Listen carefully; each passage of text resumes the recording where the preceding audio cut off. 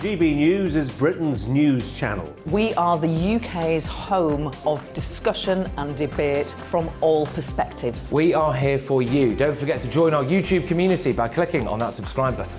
And if you want the GB News app, you can click and catch up on programmes anytime. We love to hear from you, so email us. gbviews@gbnews.uk. Thanks for being part of the GB News family. My name is Andrew Doyle. Join me every Sunday evening at 7 p.m. for Free Speech Nation. This is a show where we address current affairs and news stories of the week with the help of two wonderful comedian panellists. I brought in comics because I want to give it a lighter edge, and also they work for less. See you there.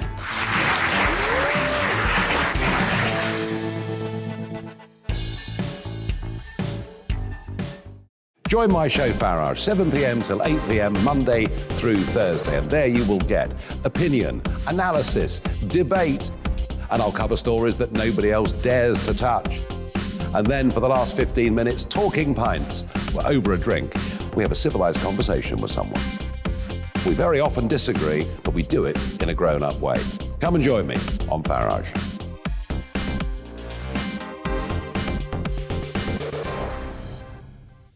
I'm Colin Brazier. I've reported from more than 70 countries around the world, covered wars from Afghanistan to Iraq, from Lebanon to the Balkans. I'm trying to bring that experience, that feel for events, to the studio. And something else, I'm ready to give an opinion. Today's stories with a spark. Brazier from 8 p.m. weekdays on GB News.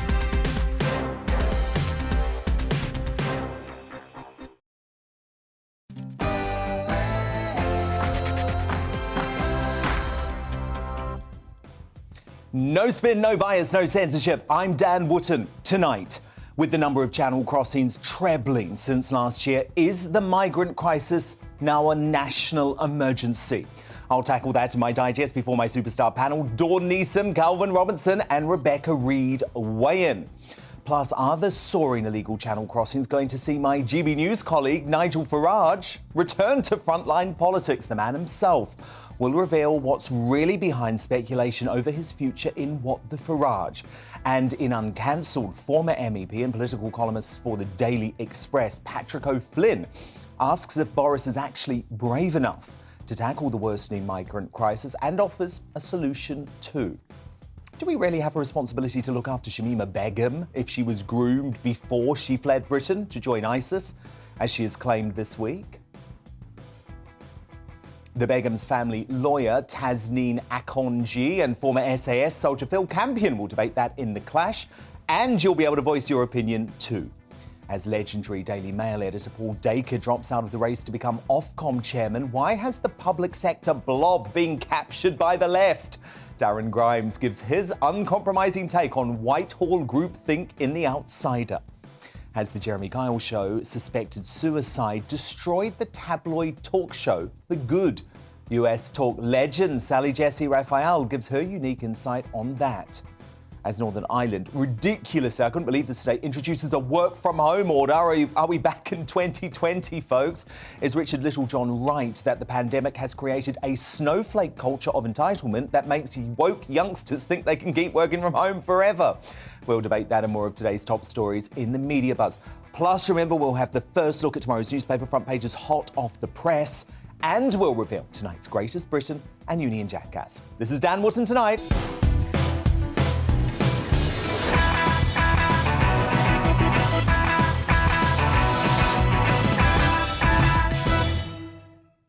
Just one thing first, though. The BBC and the royal family are at war over a new Beeb documentary called The Princes and the Press, the first part of which was broadcast last night. I know you wouldn't have been watching, right? Because it was on at the same time as this great show, and you wouldn't be silly enough to watch the BBC anyway.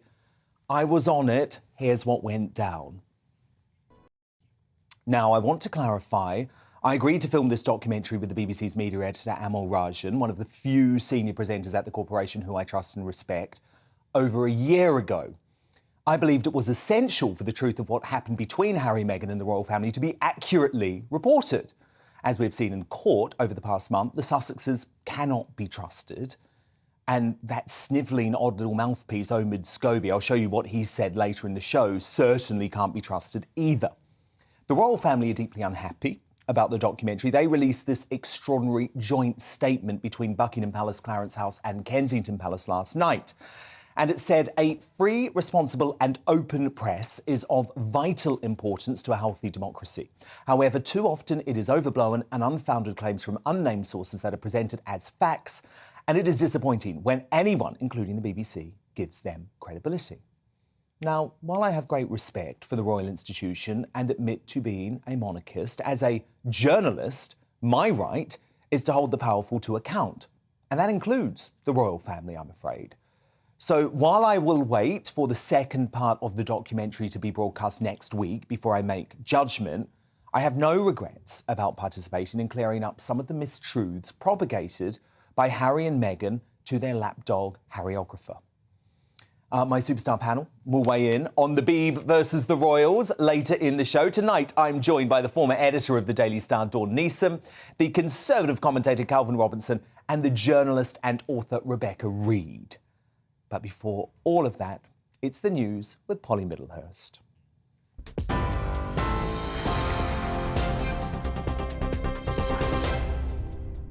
Dan, thank you. Good evening. A series of new restrictions to try to curb the spread of coronavirus is being introduced in Northern Ireland. Stormont ministers are asking citizens to work from home, limit social contact and to meet outdoors where possible.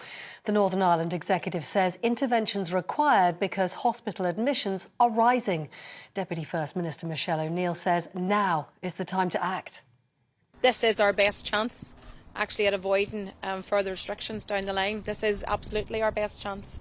So that's why we're asking people to comply and we're with certain measures, but also that we're reinforcing measures, particularly around the work from home message if you can. We're really appealing to those that can work from home to please work from home, and equally I'm appealing to employers that where your staff can work from home, please facilitate that. Meanwhile, in Scotland, they've announced they're not extending their vaccine passport programme to include more venues. First Minister Nicola Sturgeon said today that the current scheme would stay in place for another 3 weeks. Passports are required for late-night premises with dance floors and indoor-seated events of up to 500. But from December the 6th, people will only have to show proof of a negative lateral flow test. A post-mortem examination has confirmed that a mother of 2 who was killed in Somerset died of multiple stab wounds. Jennifer Chappell and her husband Stephen were both found with serious injuries at their home on Sunday night. While their 2 young sons slept, the adults died at the scene. Police arrested 2 men. 1 has been released under investigation. Meredith Kircher's killer has been freed after serving most of his 16-year prison sentence. Rudy Guede was convicted of murdering the 21-year-old British student in Italy in 2007. He was due to be released in January next year. The case gained international notoriety after Meredith's roommate, Amanda Knox, and her boyfriend, Raffaele Solicito, were imprisoned for the crime before being acquitted in 2011. His Royal Highness Prince Charles has opened a new research centre for the drugs giant AstraZeneca. He was given a tour of the labs at the £1 billion headquarters in Cambridge. AstraZeneca has so far made 2 billion doses of its COVID vaccine available worldwide. It's now working on releasing a new coronavirus antibody treatment. You're up to date. I'm back in an hour. See you then. Now back to Dan.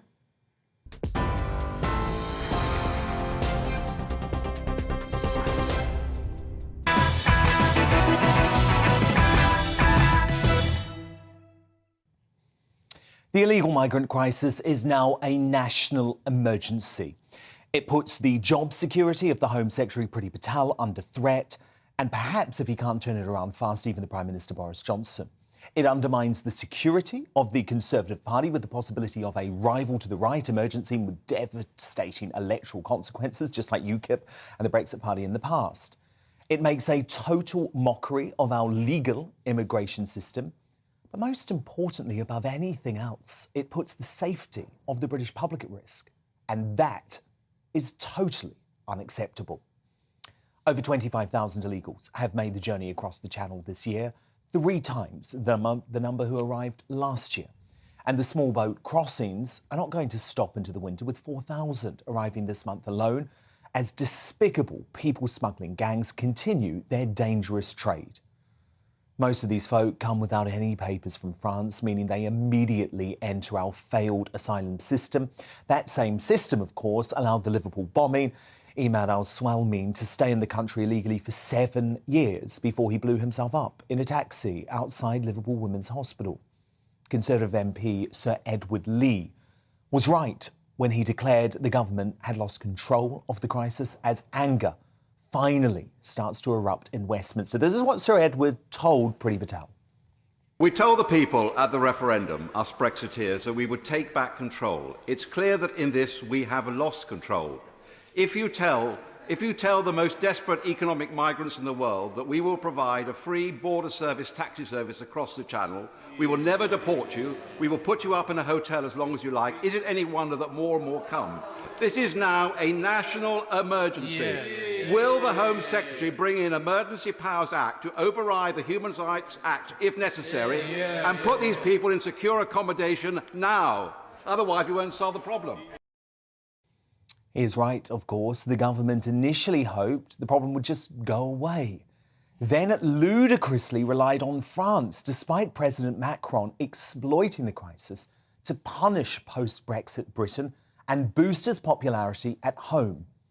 There is now only one solution that must be implemented at speed: offshore processing. Within 2 years, it stopped the boats getting to Australia completely. But it requires political nous, determination, and a heck of a lot of willpower. Perhaps the latest Telegraph opinion poll, showing 77% of voters who backed the Tories at the last election believe the government's approach to managing channel crossings is too soft, will finally be enough to see Boris Johnson demand action. He promised to get Brexit done, and he delivered on that. Like my GBNews colleague Nigel Farage, who will be here shortly, I have been speaking out on the migrant crisis for well over 18 months, first in The Sun and on Talk Radio, and then here on GB News and in my Mail Online column. I've done this, Nigel has done this, as the rest of the broadcast media ignored the issue, hoping it would fade into some sort of post-Brexit obscurity. How wrong they were. Now the Prime Minister needs to live up to his promise to halt illegal immigration by stopping the boats. Regardless of the usual nonsense being spewed by the Westminster bubble and mainstream media, that's the way for Boris to secure his premiership. To respond now, let me bring in my superstar panel.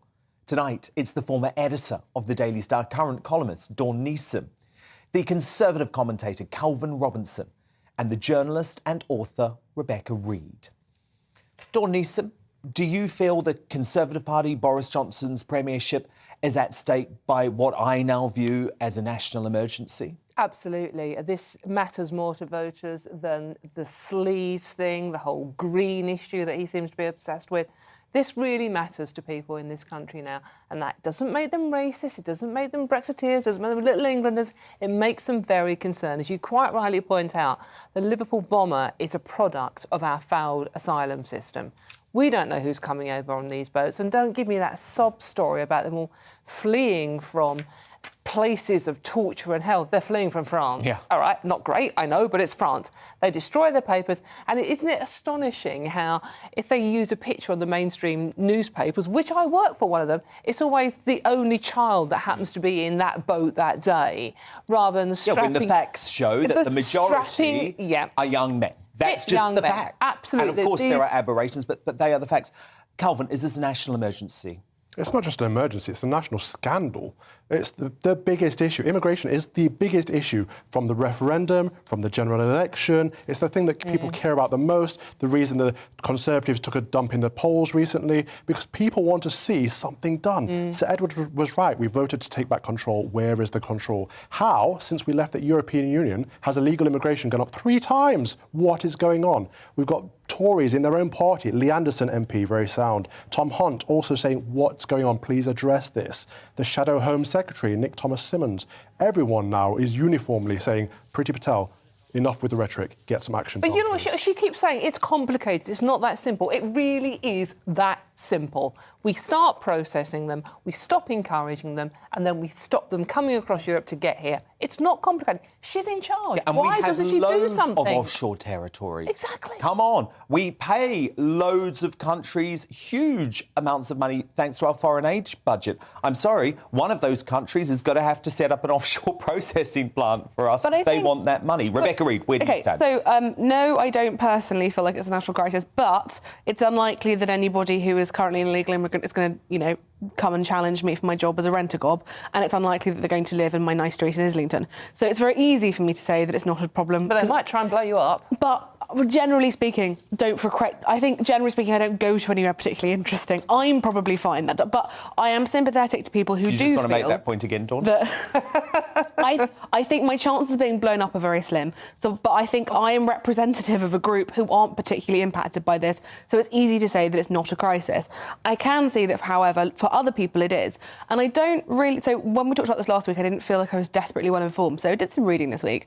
And while I do think that crisis is a strong word, because we still have more people leaving the country than coming in, it does feel like it's a bad system. It does feel like the people who make a lot of money from bringing people over are the number one... They're the one we should all be cross with, because however much you feel sympathetic towards people who want to come here, the people making money off effectively human trafficking should be in trouble. No, they should be, absolutely. That's the people we should be crossest with, because otherwise it's just, young men taking a good chance. I mean, Calvin, they are revolting criminal gangs, largely operating across Europe. Of course, we should be putting huge amounts of resource into shutting them down. We're failing on that front. But the point is we can look to an equivalent democracy, Australia, with a strong leader in charge, Tony Abbott, who actually said it's critical to stop the boats, set up offshore processing, and guess what?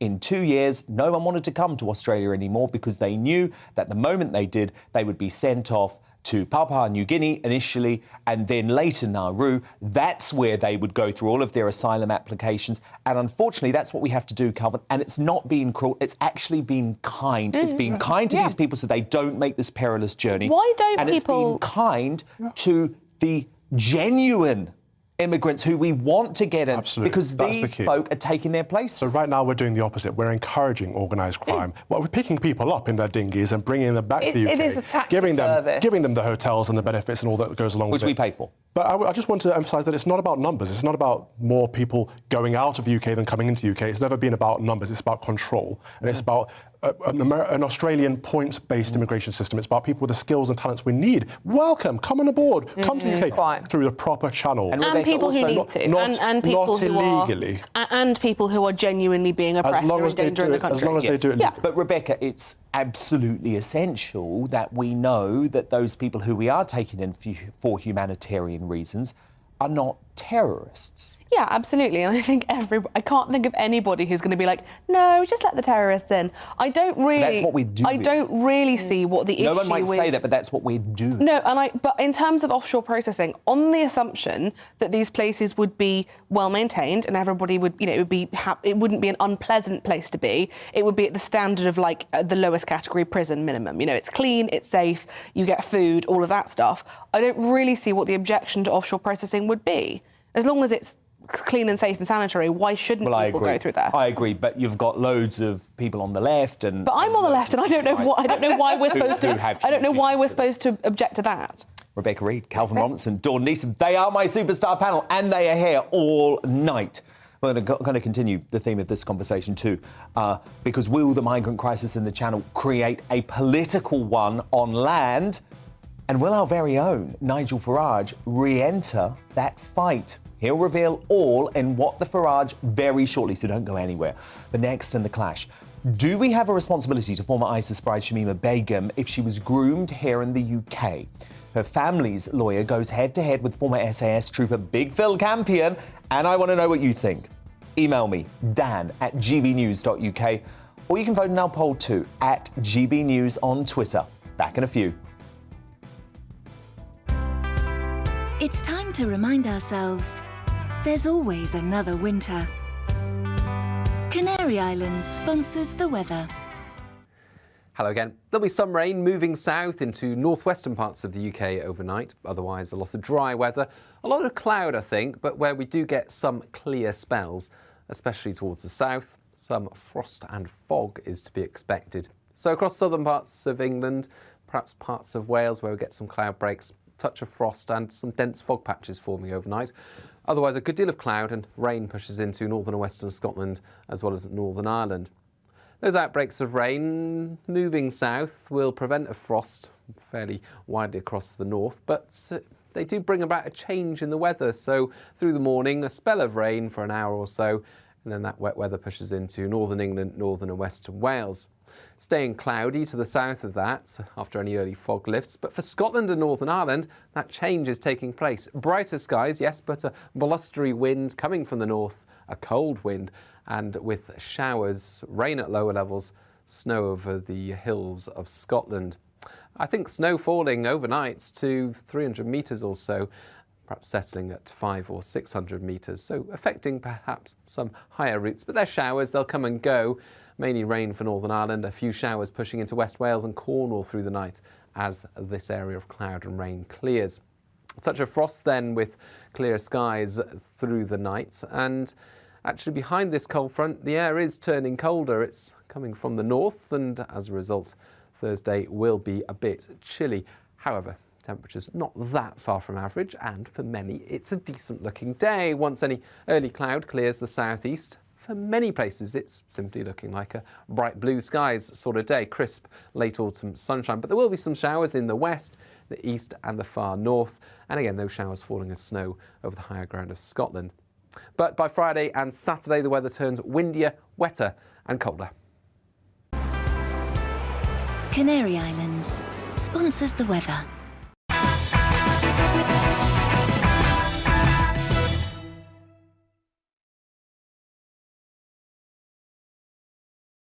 You're watching GB News live across the UK and the world on our digital stream. GB News is Britain's news channel. We are the UK's home of discussion and debate from all perspectives. We are here for you. Don't forget to join our YouTube community by clicking on that subscribe button. And if you want the GB News app, you can click and catch up on programmes anytime. We love to hear from you, so email us. gbviews@gbnews.uk. Thanks for being part of the GB News family.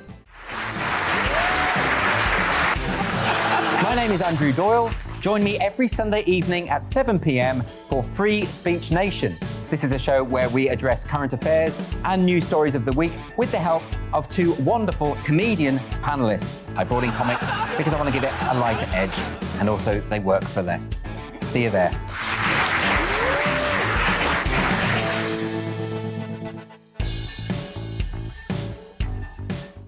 Join my show Farage, 7 p.m. till 8 p.m. Monday through Thursday, and there you will get opinion, analysis, debate, and I'll cover stories that nobody else dares to touch.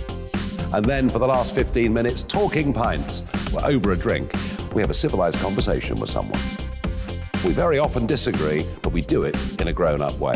Come and join me on Farage.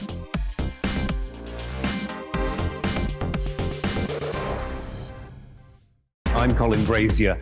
I've reported from more than 70 countries around the world, covered wars from Afghanistan to Iraq, from Lebanon to the Balkans. I'm trying to bring that experience, that feel for events, to the studio.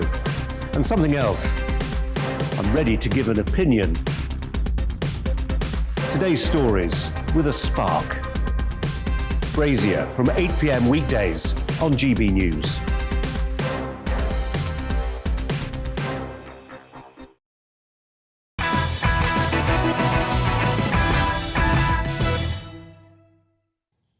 The Clash time now. Ex-ISIS bride Shamima Begum, who fled Britain to join the terror group, has claimed she deserves a trial in the UK and that her only crime to be tried is travelling to Syria. Speaking to Sky News at the Al-Raj camp in Syria, where she lives after being stripped of her British citizenship, she claims she only joined the organisation responsible for the Manchester Arena bombing in 2015 after she was groomed online by friends and older men. I think like a lot of teenage people, I was at a vulnerable point in my life, and it was just easy for people to take advantage of me. and makes me do things that I would not normally do if I wasn't so vulnerable. But this was online, is it? Or Yeah. was this... Yeah, online and between my circle of friends who also left with me. Did you go looking for it at all? No, they just find you online. No, I just slowly started becoming practicing, and it opened a doorway to like new people and a new life that I thought I wanted and I thought I could fit into, and I didn't fit into my community or my family, so I felt like I was going somewhere where I could, be accepted more for who I was. What were you promised online? What were the promises of coming here? Paradise, basically, and it was actually hell on earth. I would not have made such a big decision like that if it was not for like weeks and weeks and maybe even months and months of like grooming. Like, it wasn't just a decision I made very quickly. So, do we really have a responsibility to look after Begum if her claims of grooming are proven to be true? You're now able to vote on that question on Twitter at GBNews. I'll bring you the results and some of your feedback from Dan at gbnews.uk in just a moment. But first, to help you make your decision and going head-to-head, Shamima Begum's family lawyer, Tasneem Akunji, and former SAS soldier and author, Phil Campion. Great to have you both here. Tasneem, why haven't we heard about all of this grooming stuff before from Shamima? It seems to me like she's just making up stories by the day to try and garner sympathy with the British public. Am I wrong? Well, I mean, back in 2015, when she had gone over to Syria, there were a number of her school friends who remained behind. Their phones were taken by the UK police and were examined, and the communications there were being monitored. So the idea that the UK authorities don't know about the grooming would be somewhat difficult to substantiate. Shamima Begum's only really been able to communicate with the wider public through the events where journalists managed to beat a path to her camp and she speaks to them. So it's not as if she's speaking in a trial in the UK or to the UK media whenever she feels like it. OK, Big Phil Campion, has anything that you've seen from Shamima Begum made you think that we should somehow let her back in? No, I don't think she's shown no remorse for anything whatsoever at any stage of these proceedings. She's never once said she's sorry. She's never once said she wants to be rehabilitated. And I fail to see where in the public interest it lies for her to come back here. I've just failed to see that completely. You've got to ask yourself, is she a threat? Is she a threat? Can she prove she's not a threat? Can we prove she is a threat? Where do we try her? Who's going to be responsible if she does come back here? Where are we going to keep her? You can't just let her loose. I mean, that's tantamount to anybody apologising for being connected to a terrorist organisation. To just come back and go, oh, I'm really sorry. Right, while you lawyers sort it out, I'll just take it easy for a bit. It's a massive one. She needs to stay where she is. She needs to remorse, and if she is to come back at all, it needs to be proven beyond reasonable doubt that she is no threat to the people of this country. And if the laws in place at the moment don't allow that, then the laws need to be changed. And I've said that before. Tasneem, do you understand why Big Phil would say, look, this woman could pose a real threat to us? Well, I understand that Phil may have not followed the entire arc of Shamima Begum's sort of news reporting. So she has said on record that she's sorry and she apologises. So that's factually inaccurate, that she hasn't shown remorse for that. In terms of whether she can come... feel genuine. Well, I mean, the issue is that can I sit here across from you and know what you genuinely feel yourself? Yeah, the issue... Yes, you can. Because I wear my heart on my sleeve and I'm honest right from the start. And if you look at Begum, the first interview that she gave, there was no remorse. And then she realised, oh, that didn't go down well with the British public. So she got a little bit more PR savvy. And each interview, she looks a little bit more Western and she feels a little bit more remorseful in what she says. But I look into her eyes, Tasneem, and I don't believe what she's saying. I don't think that she's telling the truth. To be accurate about it, you look at a television screen and an edited version of what she's saying. Correct. Has gone through the process of a journalist. But I'm a good judge of character, you know. Through 4,000 miles, fair play. But the UK justice system has a process for adjudicating whether or not somebody's genuinely showing remorse, and that's when they give evidence to a jury of their peers. And so we have 12 of our peers who face somebody to give who's giving evidence to them, and they judge them, in the moment, really. And that, I guess, is what Shamima Begum's request is that she faces the UK justice system on UK soil with a jury of her peers who will then judge her. OK, Big Phil, how do you feel about that? Tasneem says all she wants is to come back and face trial. Shamima Begum is playing the victim here, right? Now, I've been to Syria. I don't know if you've been to Syria or not, but I have been to Syria, okay? No, I haven't. And I've seen the real victims from Syria. I've seen the women that have been raped. I've seen the real brides that were ripped from their homes and their children have been killed and the heads rolled down the street, the heads that Shamima said, oh, it doesn't faze me, okay? I've seen that destruction. I've seen the real victims. Your best place, pal, is to go out there and help those people instead of trying to help someone who made terrible decisions, all right? And she would be best placed trying to help those people as well, so that we could see, oh, actually, she's trying to do something about it. Maybe she is remorseful. Because at the moment, all you're doing is cashing in, all right? All you're doing is making a load of dough out of this, all right? And all you are really ultimately doing is putting the people of this country at risk by encouraging other people to do the same thing as her and try and come back to this country when they've outwardly stood up against and fought against this country. And, other than that, I don't really have a lot to say to anybody. Tasneem, just to clarify, you represent the Begum family, don't you? Well, where do they stand? Yeah. What do they want to happen to their relative Shamima? Well, I'd like to address a point first, is that... Yes, go ahead. Campion, he said that I've made dollar out of this, right? I've actually worked for her family pro bono for free, which I've stated many times on the record.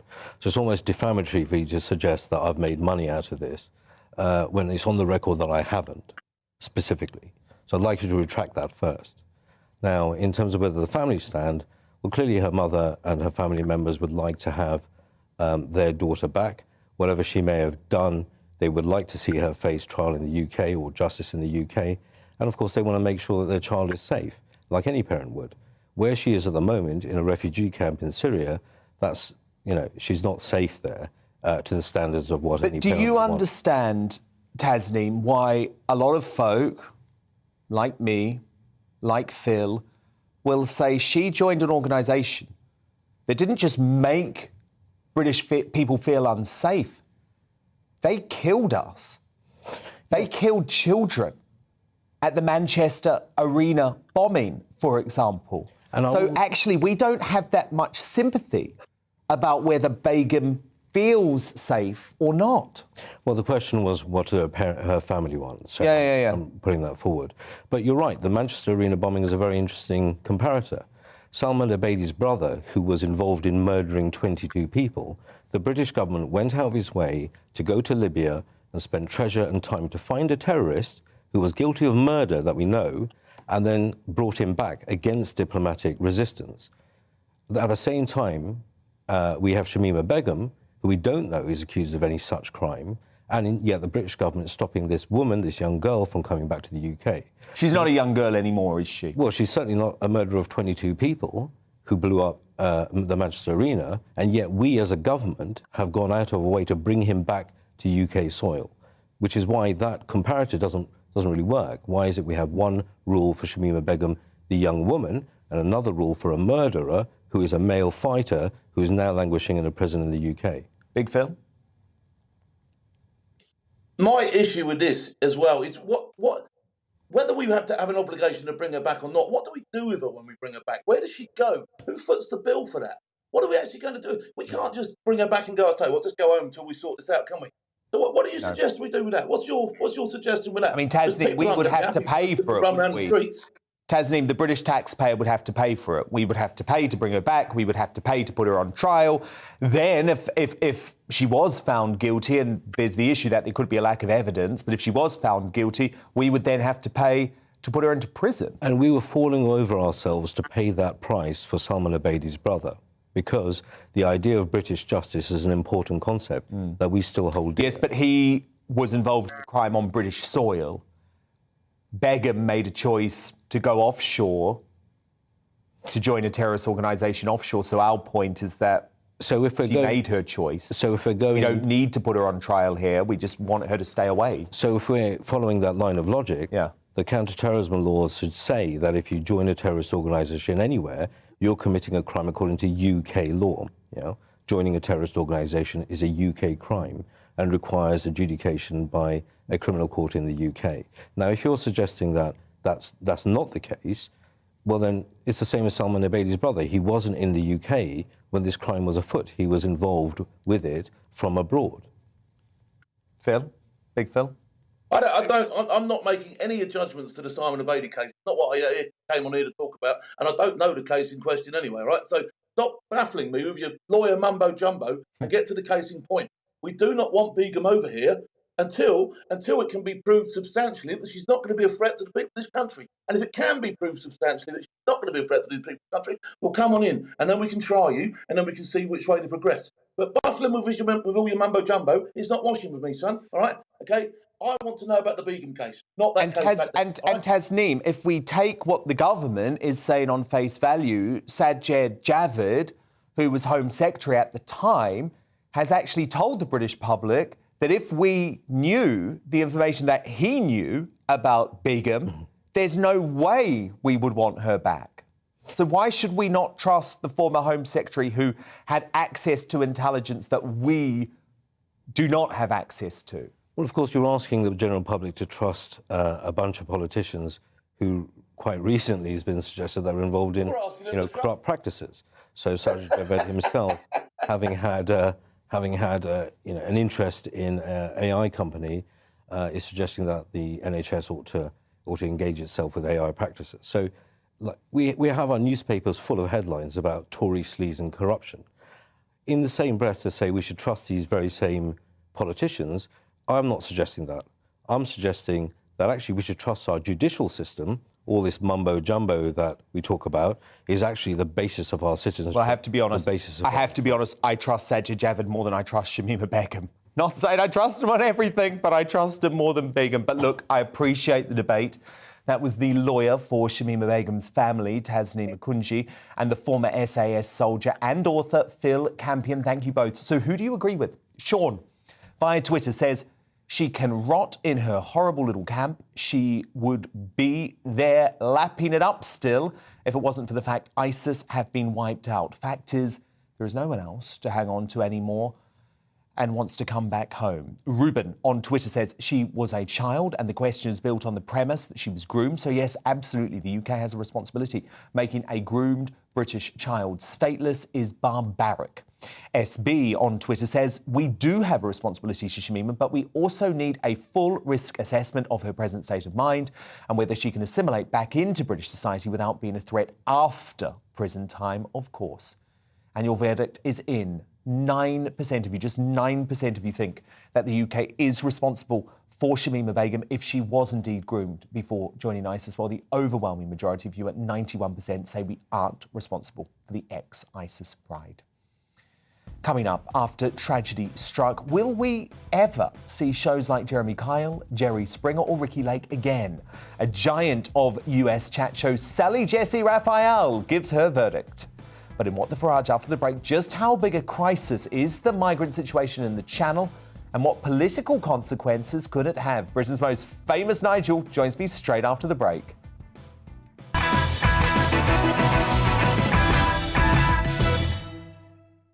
You're watching GB News live across the UK and the world on our digital stream. GB News is Britain's news channel. We are the UK's home of discussion and debate from all perspectives. We are here for you. Don't forget to join our YouTube community by clicking on that subscribe button. And if you want the GB News app, you can click and catch up on programmes anytime. We love to hear from you, so email us. gbviews@gbnews.uk. Thanks for being part of the GB News family. My name is Andrew Doyle. Join me every Sunday evening at 7 p.m. for Free Speech Nation. This is a show where we address current affairs and news stories of the week with the help of two wonderful comedian panellists. I brought in comics because I want to give it a lighter edge, and also they work for less. See you there.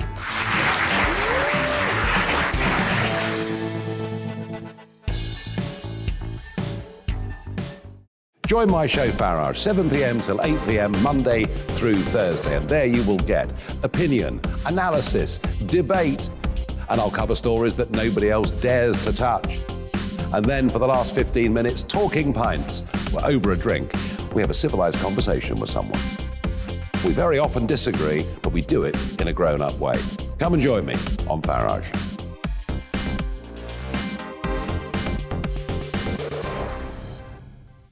I'm Colin Brazier. I've reported from more than 70 countries around the world, covered wars from Afghanistan to Iraq, from Lebanon to the Balkans. I'm trying to bring that experience, that feel for events, to the studio. And something else, I'm ready to give an opinion. Today's stories with a spark. Brazier from 8 p.m. weekdays on GB News.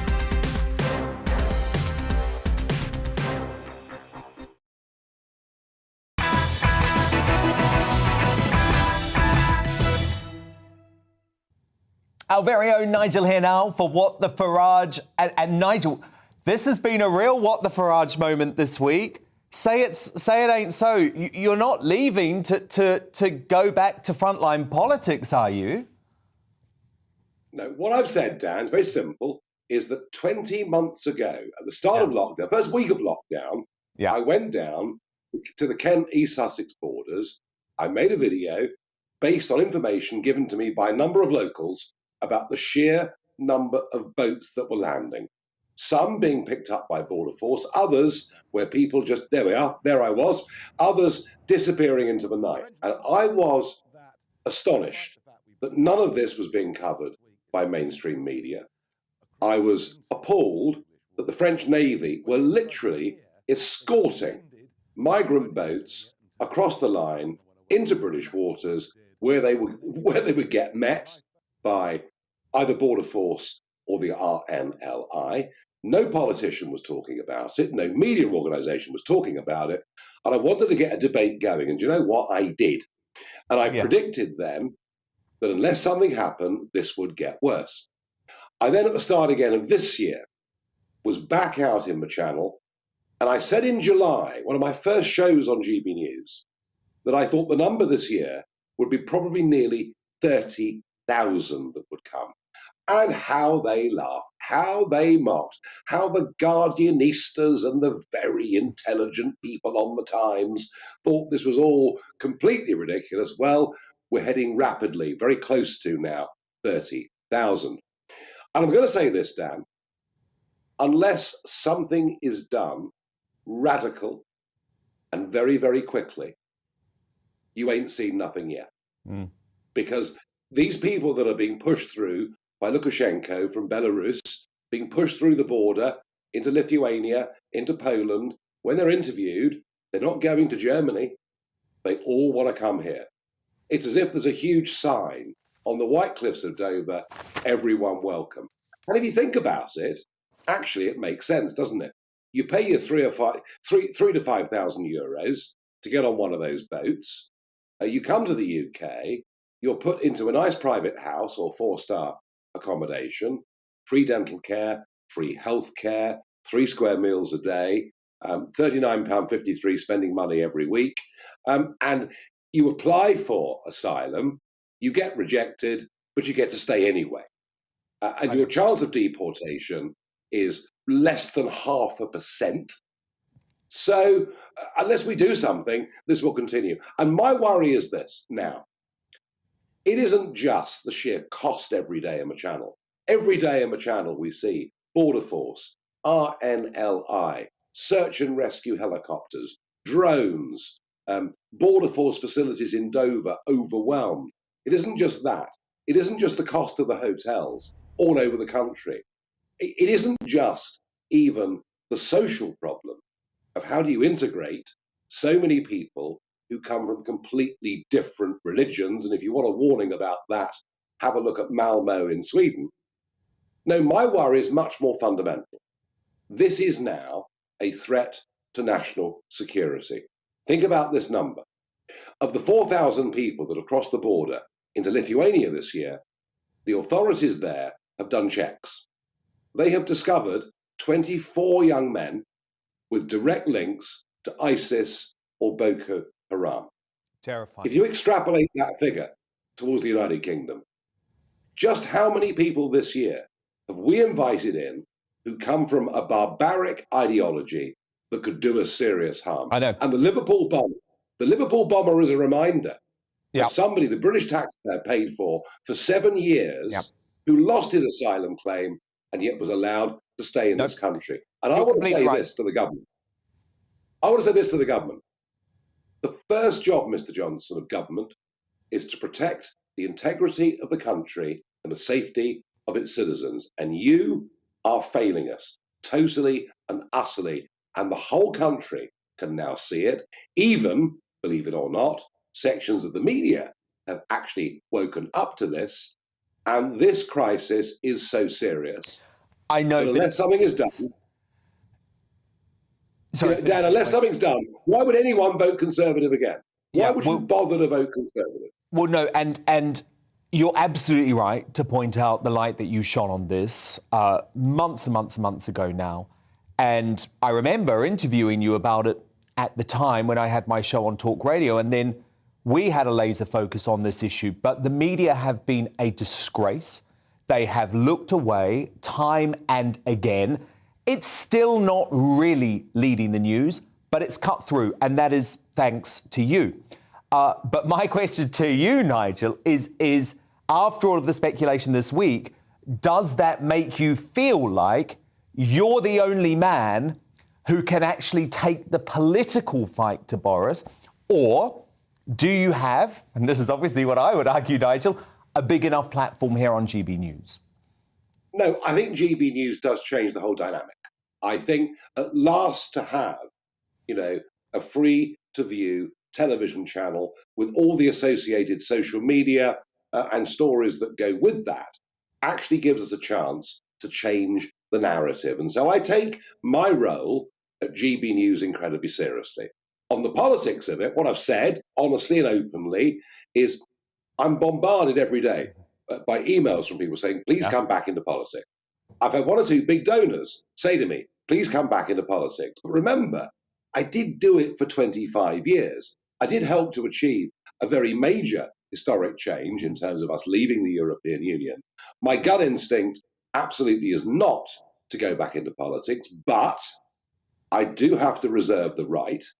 If this was to turn, by this time next year or earlier, into a national emergency, then I reserve the right, if nobody within the Conservative Party has frankly got the backbone or the courage or the will to tackle this issue, then I'm never going to say never. It's not what I want to do, absolutely not. That chapter of my life, taking on the entirety of the British establishment, it's not an easy thing to do.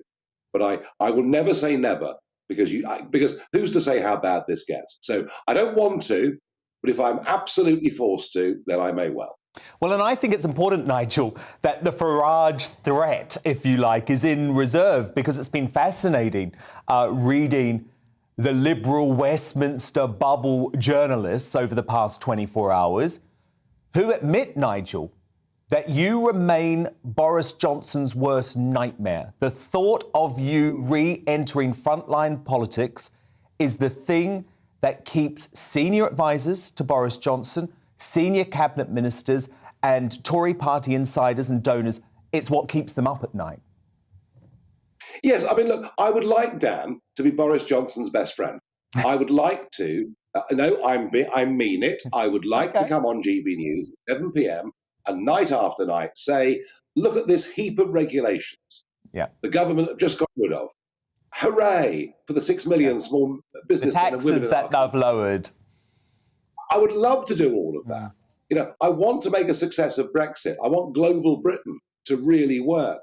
The potential we've got is phenomenal, and it's being blown by a lack of courage and a lack of leadership. And I think I saw something yesterday that I hadn't seen before. I've seen Boris bumble and stumble and make a fool of himself, and he's generally got away with it, and he laughs it off and he moves on. But isn't it funny? When the stand-up comedian, when the jokes stop being funny, when they start to become cringeworthy, and then when he lost his notes, and for 30 seconds was all at sea in a visible panic and said, forgive me, forgive me, forgive me, Boris 5 years ago would have turned that into the most hilarious little skit. Yesterday, he couldn't do it. And I just, Dan, begin to wonder, is he losing his confidence? And you see this with sportsmen. You see this with businessmen and women. When you lose your confidence, it can be very tough to get it back. So does Boris now have the ability to bounce back from this? And I'm beginning to think that he doesn't. And so I think we're headed for a period of political drift before inevitably he announces he won't run again at the next general election. And this is really a political tragedy for, not just for a man who's always wanted the top job. I mean, Gordon Brown was very much in that category too. But it's also a disaster because we've got a Conservative government with a majority of 80. This should be the great, radical, reforming Conservative government, undoing so much of the damage done by the Blair years, done by the European Union, and frankly, Dan, none of it's happening. Fascinating analysis as ever. Nigel, really appreciate your honesty and, of course, killing it at 7 p.m. on GB News. And if you did miss Nigel earlier tonight, he was talking about this in his show, you can catch it at midnight. Coming up, does the suspected suicide of a Jeremy Kyle participant mean the end of the tabloid talk show? With me, a giant in the field, US legend Jessy Raphael. But next, in The Outsider, as Paul Dacre walks away from a potential Whitehall job, has the civil service been captured by the left? Darren Grimes investigates straight after the break. It's time to remind ourselves there's always another winter. Canary Islands sponsors the weather. Hello again. There'll be some rain moving south into northwestern parts of the UK overnight. Otherwise, a lot of dry weather. A lot of cloud, I think, but where we do get some clear spells, especially towards the south, some frost and fog is to be expected. So across southern parts of England, perhaps parts of Wales where we get some cloud breaks, touch of frost and some dense fog patches forming overnight. Otherwise, a good deal of cloud and rain pushes into northern and western Scotland as well as Northern Ireland. Those outbreaks of rain moving south will prevent a frost fairly widely across the north, but they do bring about a change in the weather. So through the morning, a spell of rain for an hour or so, and then that wet weather pushes into northern England, northern and western Wales. Staying cloudy to the south of that after any early fog lifts. But for Scotland and Northern Ireland, that change is taking place. Brighter skies, yes, but a blustery wind coming from the north, a cold wind, and with showers, rain at lower levels, snow over the hills of Scotland. I think snow falling overnight to 300 metres or so, perhaps settling at 500 or 600 metres, so affecting perhaps some higher routes. But they're showers, they'll come and go. Mainly rain for Northern Ireland, a few showers pushing into West Wales and Cornwall through the night as this area of cloud and rain clears. A touch of frost then with clear skies through the night, and actually behind this cold front the air is turning colder. It's coming from the north, and as a result Thursday will be a bit chilly. However, temperatures not that far from average, and for many it's a decent looking day once any early cloud clears the southeast. For many places, it's simply looking like a bright blue skies sort of day, crisp late autumn sunshine. But there will be some showers in the west, the east and the far north. And again, those showers falling as snow over the higher ground of Scotland. But by Friday and Saturday, the weather turns windier, wetter and colder. Canary Islands sponsors the weather.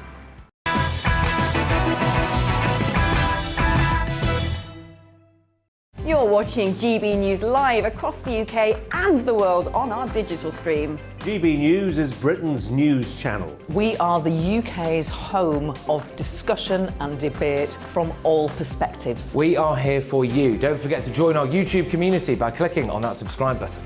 And if you want the GB News app, you can click and catch up on programmes anytime. We love to hear from you, so email us. gbviews@gbnews.uk. Thanks for being part of the GB News family. My name is Andrew Doyle. Join me every Sunday evening at 7 p.m. for Free Speech Nation.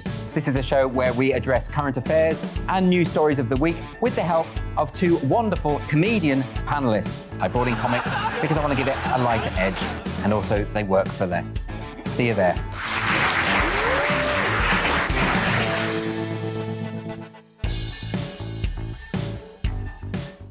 Join my show Farage, 7 p.m. till 8 p.m. Monday through Thursday, and there you will get opinion, analysis, debate, and I'll cover stories that nobody else dares to touch. And then for the last 15 minutes, talking pints. We're over a drink. We have a civilised conversation with someone.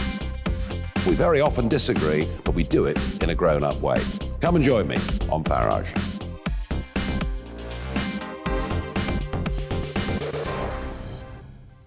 I'm Colin Brazier. I've reported from more than 70 countries around the world, covered wars from Afghanistan to Iraq, from Lebanon to the Balkans. I'm trying to bring that experience, that feel for events, to the studio. And something else. I'm ready to give an opinion.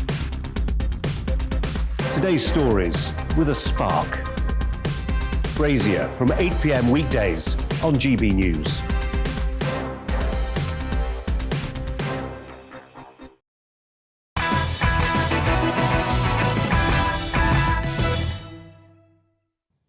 Darren Grimes is the outsider tonight. And Kate Bingham, the mastermind behind the UK's world-beating COVID jab rollout, has hit out at the vast civil service blob, saying government groupthink would have smothered our vaccine campaign if Whitehall had been left to manage it. That attack comes after Paul Dacre, former editor of the Daily Mail, one of the greatest giants in British newspaper history, withdrew from the race to become the next head of media regulator Ofcom. In a letter to The Times, he said, "To anyone from the private sector who, God forbid, has convictions and is thinking of applying for a public appointment, I say the following. The civil service will control everything. If you are possessed of an independent mind and are unassociated with the Liberal left, you will have more chance of winning the lottery than getting the job." Darren Grimes, he's right, isn't he? And perhaps Dominic Cummings was right too when he said, "Absolutely, we have to get this blob under control." 100%, and I think that's a good description of it, right? The blob, because the blob doesn't move, the blob stops progress. And as you know, Dan, Britain's civil service purports to be politically impartial, right? Its professional code is bound up in the same way that the BBC is supposedly supposed to be as well. But I mean, Dacre's accusation there of the civil service leaking information during the process, right? A process that was unnecessarily dragged on for a year. I think what Dacre was saying there was really interesting in that if you dare possess an independent mind and hold views that aren't, common with the London-dwelling Liberal left, well, he says you've got more chance of winning the lottery than you do in getting a public sector job. And I mean, that's pretty shocking to me, but it's not, it's hardly new, right? If you look at across to the BBC, their head of news, Dan, as you've documented on this show, Jess Brammer, right? She waxed lyrical when it came to criticisms of Brexit and the government on social media. And because she met the BBC's 3 Bs test, right? She was anti-Britain, anti-Boris and anti-Brexit. So bit naturally a shoo-in. Then she was given a senior role in BBC News. You'll seldom ever see anybody who's made tweets that are pro the nation state, pro-Boris, pro-Brexit, any of those 3. Get anywhere near the public sector, Dan. And that, to me, goes to the very, very heart of the problem. You've got to ask yourself one very fundamental question.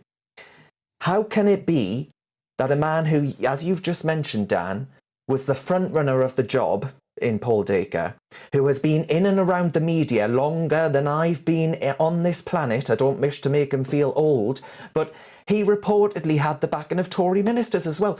He couldn't get anywhere near our Quango state because they don't like his views. And it's particularly shocking, Darren, given that Dacre has been very clear he wasn't going into that job to try and dismantle the BBC, as the hysterical left-wing media were trying to suggest. And why is it acceptable that there are 2 former BBC executives on the board of Ofcom, for example? The double standard makes me sick. And do you know what? Boris Johnson should have stood up even harder to his to the blob on this, because the fact that we've lost Dacre as the potential chairman of Ofcom is a massive blow to the Conservative Party, to people who want the BBC saved, to sane thinking individuals everywhere across this country. It's a real disgrace. Absolutely, you're absolutely right. And it goes back to the conversation you were just having with Nigel Farage, which is fundamentally about what kind of leader Boris Johnson is.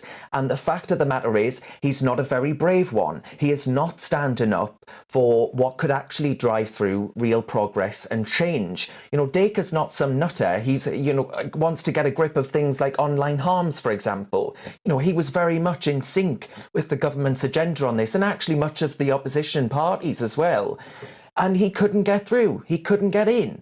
There is a block on actually ensuring that these sort of positions are filled by Conservative-minded people. Let's not forget, Dan, 14 million people in the last election voted Conservative. This isn't some fringe loon party, right? This is the party of majority government.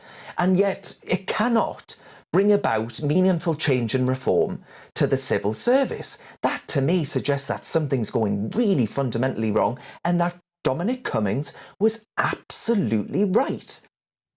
No, I completely agree. Darren Grimes, our Outsider tonight. We'll speak again next week. Thank you, Darren.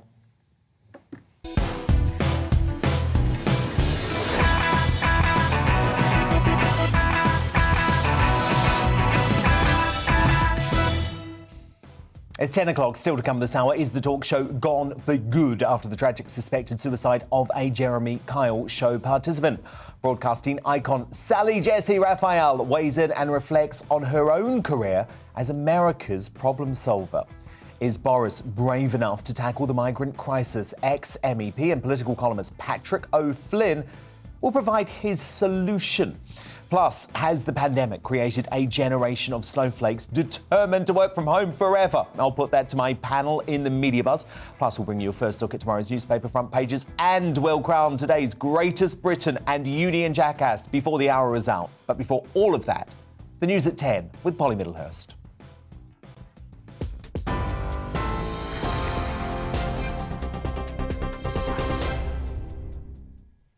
Good evening. A series of new restrictions to try to curb the spread of coronavirus is being introduced in Northern Ireland. Stormont ministers are asking citizens to work from home, limit social contact and to meet outdoors where possible. The Northern Ireland executive says interventions required because hospital admissions are rapidly rising. The Deputy First Minister Michelle O'Neill says the time to act is now. This is our best chance actually at avoiding further restrictions down the line. This is absolutely our best chance. So that's why we're asking people to comply, and we're with certain measures, but also that we're reinforcing measures, particularly around the work from home message if you can. We're really appealing to those that can work from home to please work from home, and equally I'm appealing to employers that where your staff can work from home, please facilitate that. Well, meanwhile, in Scotland, they've announced they're not extending their vaccine passport programme to include more venues. First Minister Nicola Sturgeon confirmed today the current scheme will stay in place for another 3 weeks. Passports are required for late-night premises with dance floors and indoor seated events of up to 500. From the 6th of December, people will only have to show proof of a negative lateral flow test. Well, in other news today, a post-mortem examination has confirmed that a mother of two killed in Somerset died of multiple stab wounds. Jennifer Chappell and her husband Stephen were both found with serious injuries at their home on Sunday while their two young sons slept. The adults died at the scene. Police arrested two men. One has been released under investigation. Meredith Kercher's killer has been freed after serving most of his 16-year prison sentence. Rudy Guede was convicted of murdering the 21-year-old British student in Italy in 2007. He was due to be released in January next year. The case gained international notoriety after Meredith's roommate, Amanda Knox, and her boyfriend, Raffaele Solicito, were imprisoned for the crime before being acquitted in 2011. Now, a rare manuscript by Albert Einstein has sold at auction for nearly £10 million. Dating back to 1913, its value was originally estimated at 1.6 to 2.5 million. It's one of only 2 known documents showing the physicist's approach to his famous theory of relativity. And surprisingly, the handwritten script reveals that even Einstein occasionally made mistakes. You are up to date. I'm back in an hour. Now back to Dan Wootton and Tonight.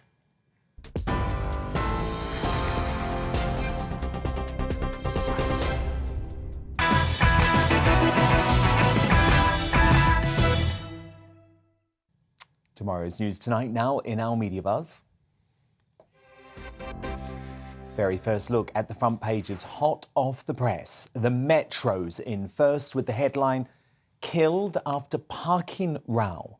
A couple were found stabbed to death in their home while their 5- and 6-year-old son slept upstairs after an alleged dispute over parking in their quiet village.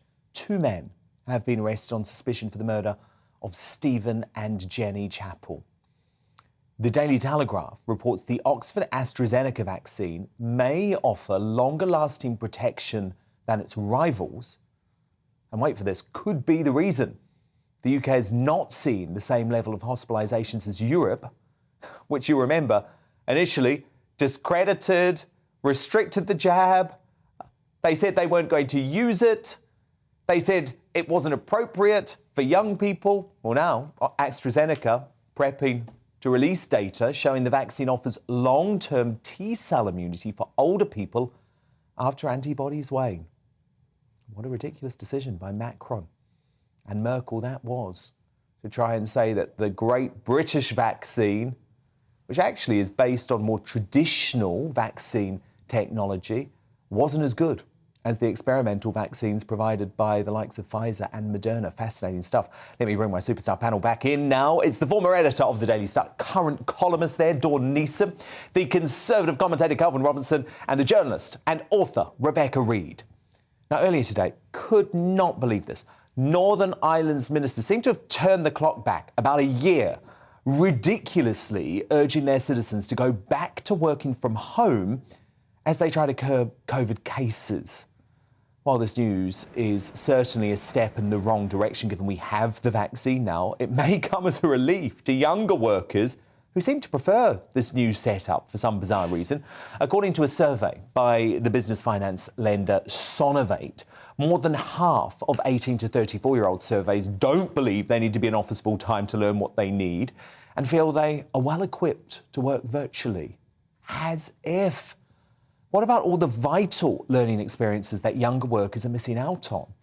Well, in a brilliant column today for the Daily Mail that has caused quite a stir, Richard Littlejohn shared his horror at the statistic and said the pandemic has fostered a culture of entitlement, the notion that it is now the right of every employee to decide whether and when they should work. Even many of those who are now dribbling back to the office are doing so grudgingly. We're seeing the emergence of the so-called twits. I think it's actually a ruder word, but I'm going to say twits if you know what I mean, who only drag themselves in on Tuesdays, Wednesdays and Thursdays. And the Prime Minister seems to agree. Here's what he had to say on people working from home. I know that there are some people who think that working habits have been remade by the pandemic and that everyone will be working only on Tuesday and Wednesday and Thursday in an acronym that I won't repeat.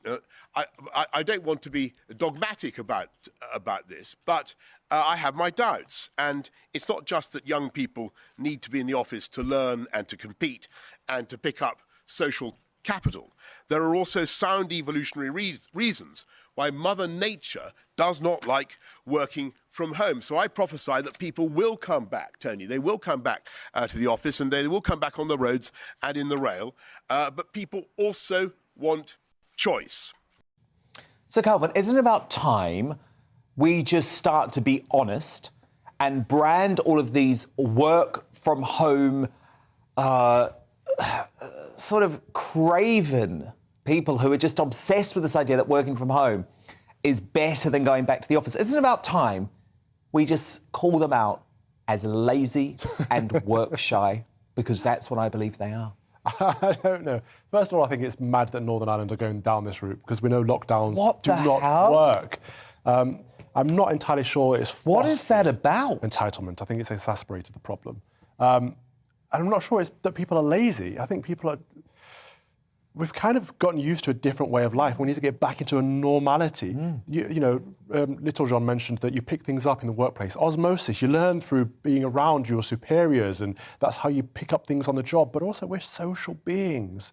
And I've said it so many times on the show, but if your job can be done entirely remotely, if you do not need to go to the office, your employer will eventually click on and outsource your work elsewhere to a far... Your job's going to India, mate. Indeed. That's what's happening. Dan, Rebecca Reid. Do you know where Richard Littlejohn works from? I actually don't. I know what all of the lefties like you on Twitter say. He lives in I know what all of the Florida and he lefties like you on works Twitter from say. home. But Rebecca, if you No, read come on. Little John's column... I did read What he pointed out is that in his early days of journalism, when he was surrounded... No, he was there full time. When he was surrounded by the big beasts of Fleet Street, he needed to be around them. He needed to learn from their mistakes. He needed to learn from their successes. And I'm sorry, Richard Littlejohn, at his level of success, can work where the hell he wants because he's in a different He has type worked of from role. home for a very, very long time. But also, I have worked in newsrooms for 3 major publications in relatively recent years, certainly more recent than Richard Littlejohn.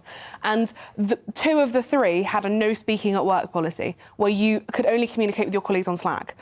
Because other people were on the phones to on the phones to PRs. Newsrooms, generally, this is a very boring shop chat, really, but generally speaking, newsrooms are not places where people talk to each other anymore. What newsroom are you in? That was a DMG, that was a Daily Mail General Trust one, and also at a women's magazine. Silence. Well, I have because people are never concentrating heard of a and people. newsroom like that, I'm sorry, but that's absolutely true. I mean, But Dawn, your also- Daily Star newsroom, when you were the boss... Dawn, by the way, if you don't know, I mention this every now and then, the longest-serving female newspaper editor in British history. Dawn, your newsroom... That must have been loud and boisterous, and I presume your young stuff, because I know actually a lot of the brilliant young journalists that worked up the ranks under you. Yeah. I would poach them to come to the Sun because they'd learnt from you in a very busy newsroom where you had to chat to each other and be around each other. Yeah, I've worked on News Force for 35 years, just slightly longer, Rebecca, slightly older than you. Were you born then, Rebecca? No.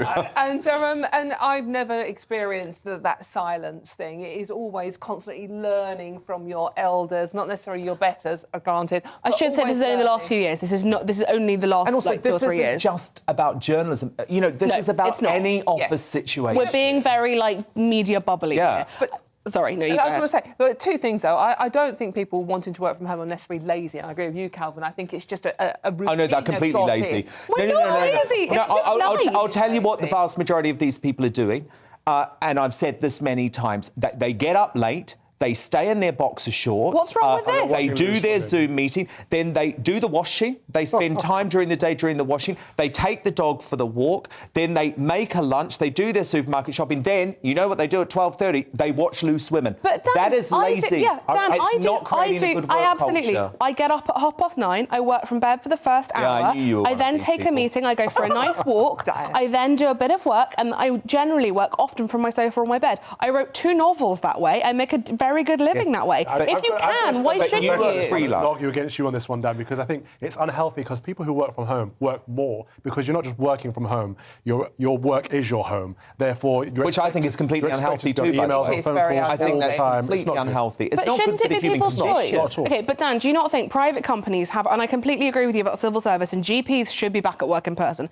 But if you have a private company and one of the ways that you attract top talent is if combi you're the working, boss, what's Rebecca, wrong with if saying you're the boss, everybody can do a combination? Absolutely. If you're the boss and you want your staff to work that way, we live in a capitalist society. Absolutely fine. Have no issues with that. What my issue is with, Dawn, is that there is a creep towards entitled young staff members demanding of their bosses that they must be able to work from home, backed up by these ridiculous bedwetting governments like this stupid mob in Northern Ireland who are encouraging everyone to work from home. And there was a survey recently as well that suggested youngsters wouldn't really accept a job that made them work 5 days a week and expected I wouldn't, I have to say. a year I wouldn't. salary. But what does make me laugh about this particular story is Boris Johnson going, no, we all need to get back to work. Do you want to start with a civil service? Legislator Also, Boris Johnson lives next door to his the lazy office. civil Like, he doesn't service have and the much of a lazy commute. BBC. Look, I want to talk about this one quickly. Justin Bieber, a Canadian superstar singer who's responsible for hits like these.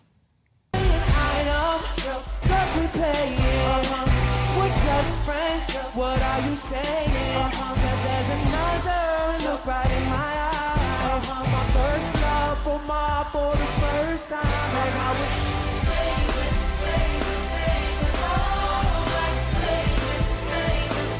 But despite being worth a couple of £100 million, he's facing criticism.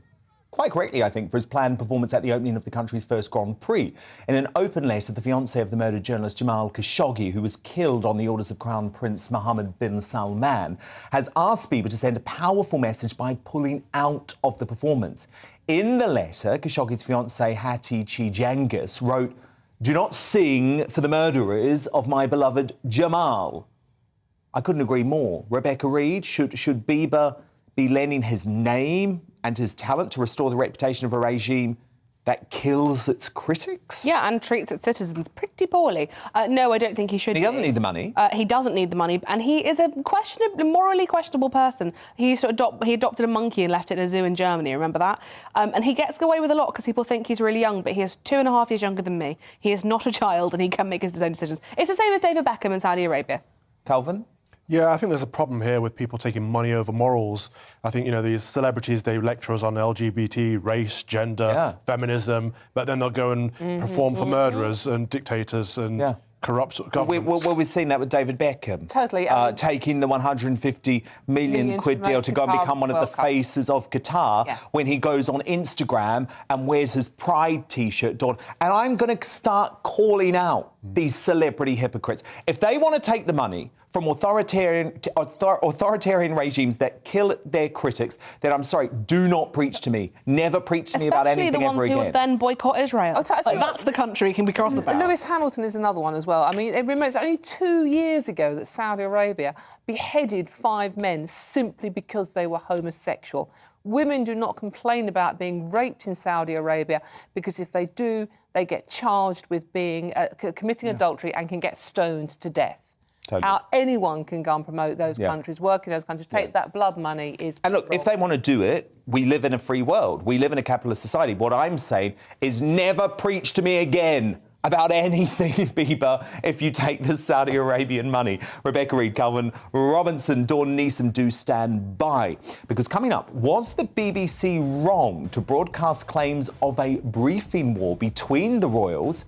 And was I wrong for agreeing to be interviewed for the controversial documentary? My panel will take me on in just a few minutes in the Media Buzz. Plus, we'll bring you more of tomorrow's newspaper front pages too.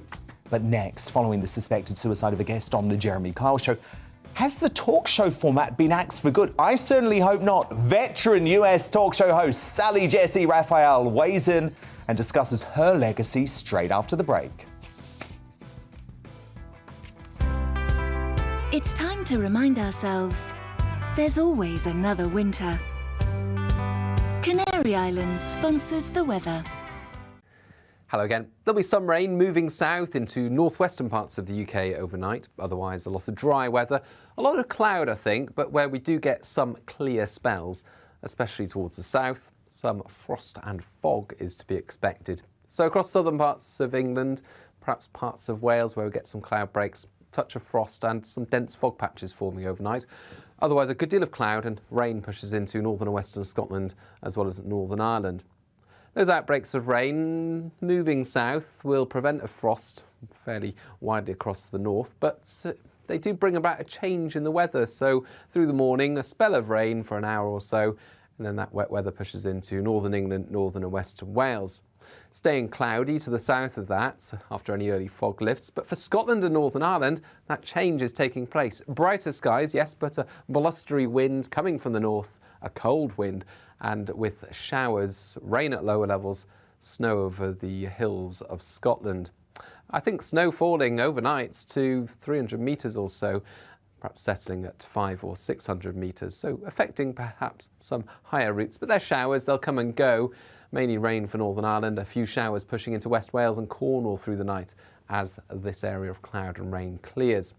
A touch of frost then with clear skies through the night, and Actually, behind this cold front, the air is turning colder. It's coming from the north, and as a result, Thursday will be a bit chilly. However, temperatures not that far from average, and for many, it's a decent looking day. Once any early cloud clears the southeast, for many places, it's simply looking like a bright blue skies sort of day, crisp late autumn sunshine. But there will be some showers in the west, the east and the far north. And again, those showers falling as snow over the higher ground of Scotland. But by Friday and Saturday, the weather turns windier, wetter and colder. Canary Islands sponsors the weather.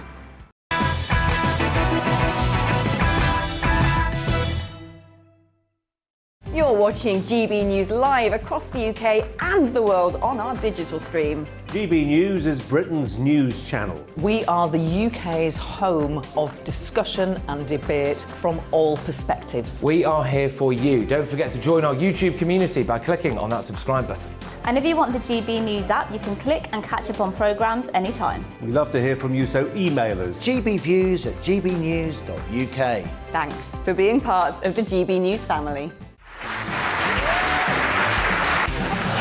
My name is Andrew Doyle.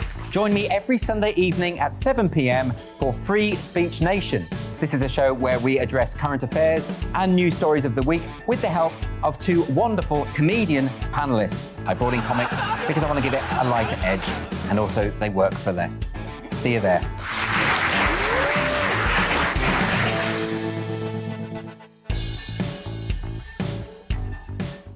Join my show Farage, 7 p.m. till 8 p.m. Monday through Thursday. And there you will get opinion, analysis, debate, and I'll cover stories that nobody else dares to touch. And then for the last 15 minutes, talking pints. We're over a drink. We have a civilised conversation with someone. We very often disagree, but we do it in a grown-up way. Come and join me on Farage.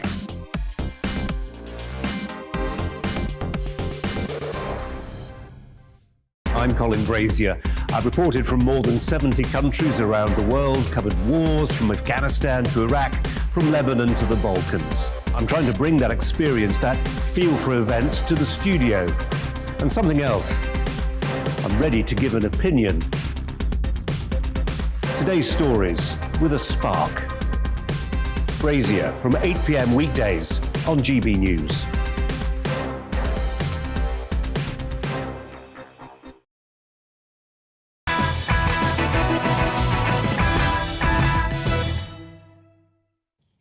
And we're back, more media buzz and front pages coming up. But first, one of the all-time legendary talk show hosts who sat shoulder to shoulder with the likes of Oprah Winfrey, Jerry Springer and Ricky Lake in the genre's 90s heyday.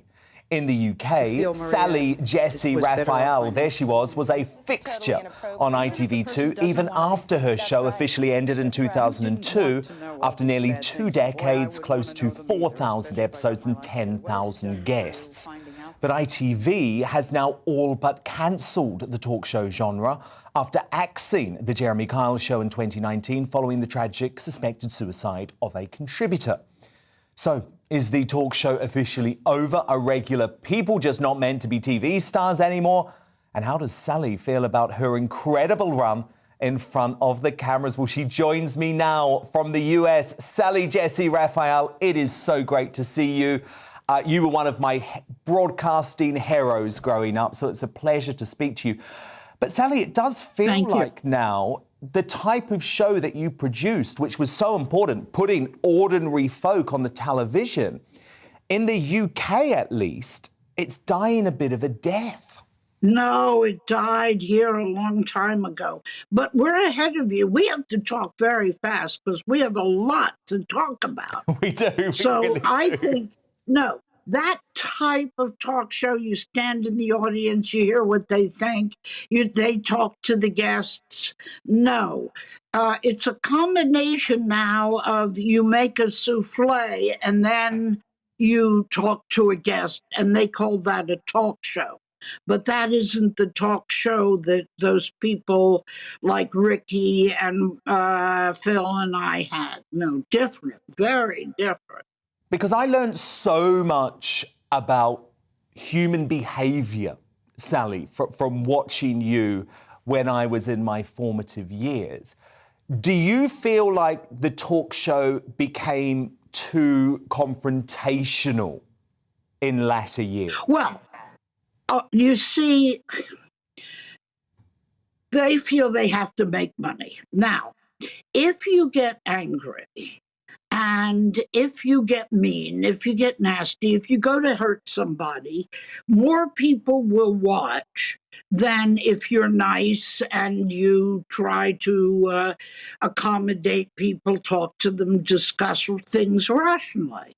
They don't want you to discuss things rationally. No. They want you to bop each other or do whatever you have to do to get them an audience. But the audience dumbs down and it becomes baser and baser and baser.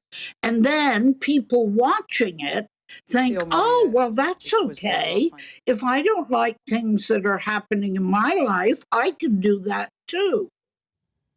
No, that's a very good point. Sally, did you so hear that about... it spills over. Yeah, no, that's a very good point. Sally, did you hear about what happened with the Jeremy Kyle show in the UK? The #1 talk show, the top rating genre show in the UK. It ran for years and years and years. Jeremy was pretty confrontational with his guests. And then there was a great tragedy. One of the guests following the show took his own life. And ITV immediately cancelled the show, took it off air. Well, the same thing happened with Ricky Lake in the States. Yeah, that had happened with us, say, 30 years ago.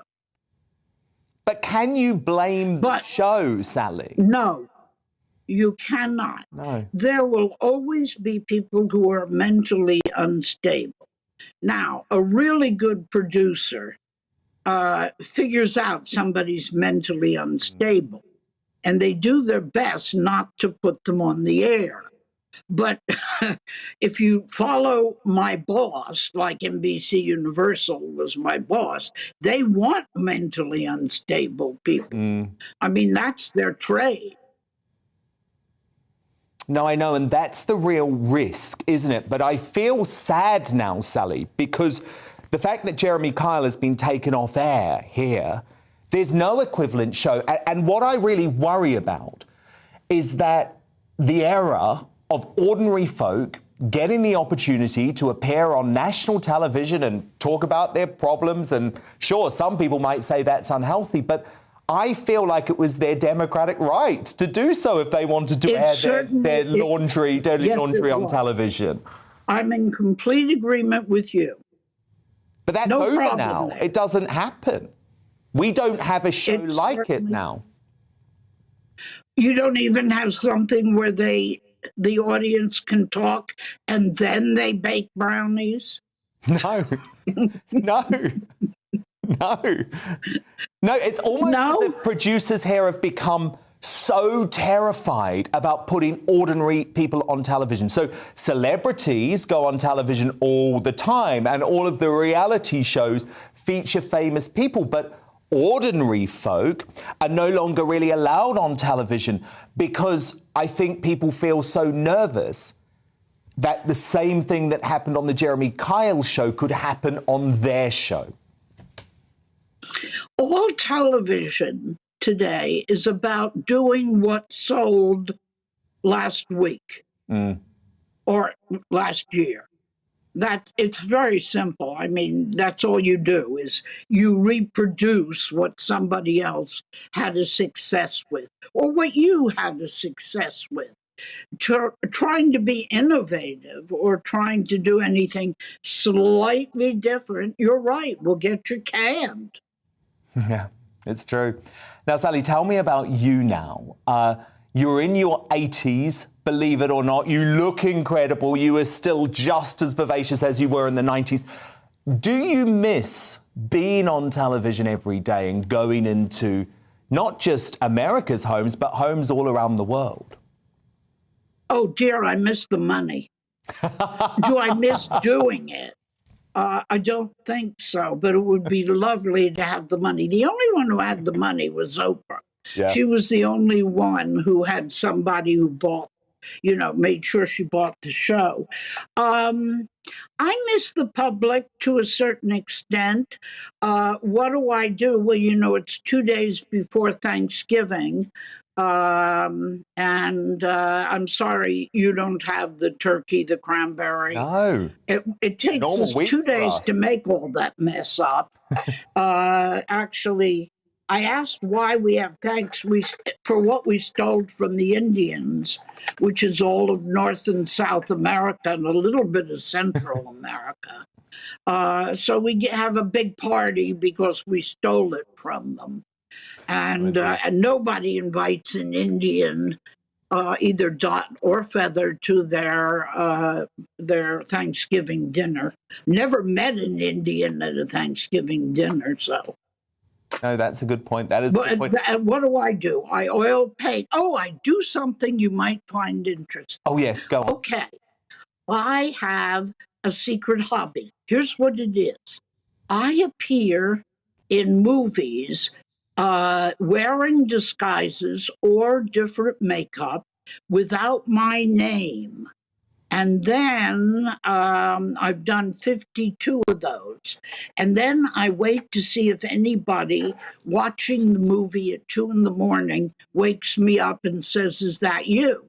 The answer is no, they never do. I'm that good at disguise. I'm going to be watching them and seeing, is that secretly Sally, Jessy Raphael? Well, Sally, you are a legend. Thank you for being there for us through all of the 90s and the early noughties. We miss you on television. I personally hope the talk show genre comes back with full force at some point because they're really important shows. Sally, Jessy Raphael, we'll speak again soon. Coming up in Uncancelled, what will it really take to stop the waves of migrants coming across the channel? And does Boris Johnson have the political guts to do it? Former MEP and political commentator Patrick O'Flynn joins me to reveal his solution. But next, in the media buzz, was the BBC wrong to broadcast claims of a PR war between the princes? My panel weigh in after the break.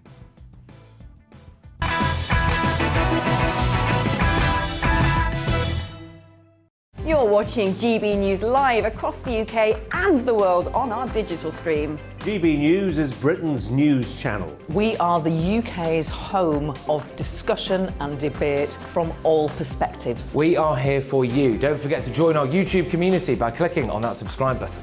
And if you want the GB News app, you can click and catch up on programmes anytime. We love to hear from you, so email us. gbviews@gbnews.uk. Thanks for being part of the GB News family. My name is Andrew Doyle. Join me every Sunday evening at 7 p.m. for Free Speech Nation. This is a show where we address current affairs and news stories of the week with the help of 2 wonderful comedian panellists. I brought in comics because I want to give it a lighter edge, and also they work for less. See you there.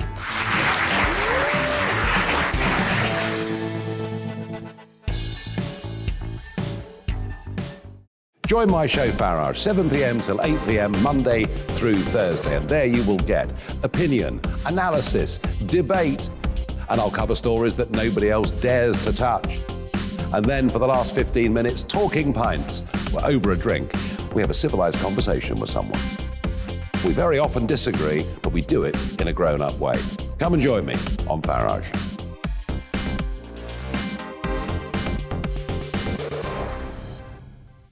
I'm Colin Brazier. I've reported from more than 70 countries around the world, covered wars from Afghanistan to Iraq, from Lebanon to the Balkans. I'm trying to bring that experience, that feel for events, to the studio. And something else. I'm ready to give an opinion. Today's stories with a spark. Brazier from 8 p.m. weekdays on GB News.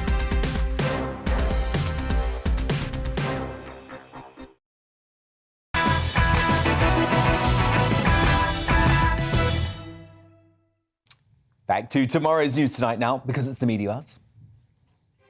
A few new front pages have just been delivered, so let's get straight to them. There's trouble at the top, at least according to the Eye.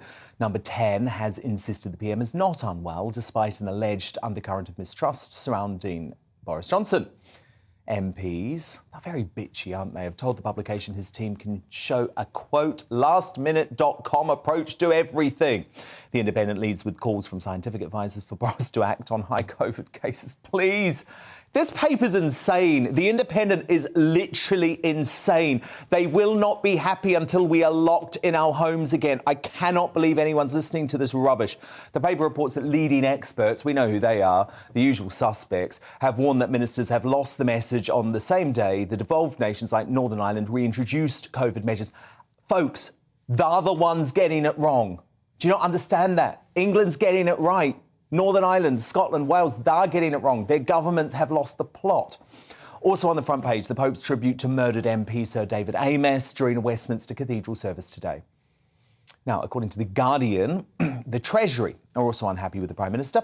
They report the figures inside Rishi Sunak's department are calling for a political shake-up at Downing Street after a series of botched announcements, which include the integrated rail plan.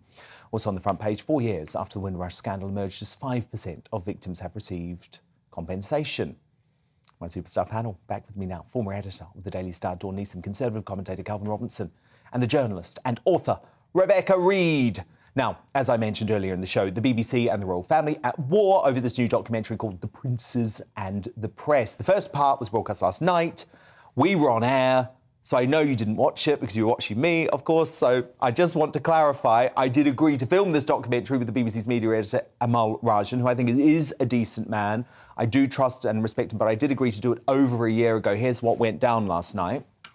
For quite some time that a lot of the most damaging and negative stories about Harry and Meghan that have ended up in the pages of the press have come from other royal households or from other royal aides or courtiers. And from my own reporting and research, that is exactly true.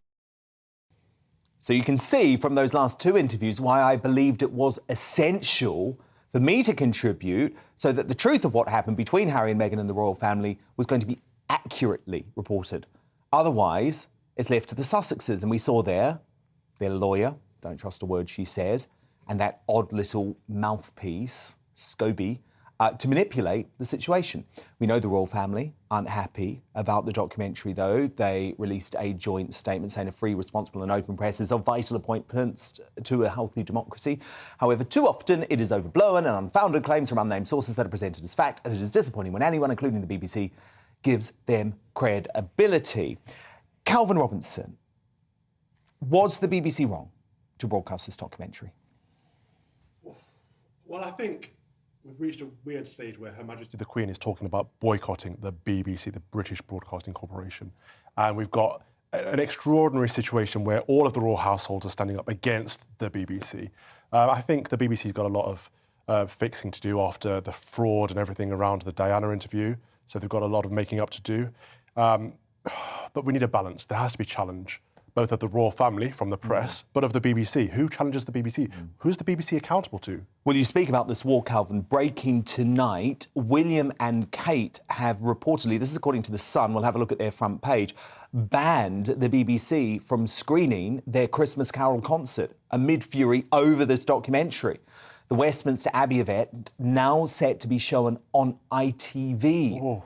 And a source has warned things are likely to get a lot worse between the royals and the BBC before they get better. Good. Dawn, your reaction to that decision by William and Kate?